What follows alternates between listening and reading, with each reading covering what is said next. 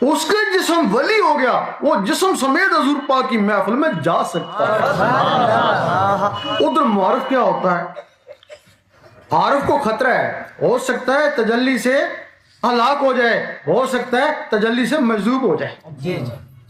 دوسرا سلسلہ معارف کا ہے، وہ زیادہ زور دیتے ہیں اپنے اندر کو جگاتے ہیں، روح کو باہر کھڑے کر دیتے ہیں۔ پھر جب تجلی پڑتی ہے تو روح کسی روح کے اوپر تجلی پڑتی ہے، اس کی وہ روح ولی ہو جاتی ہے۔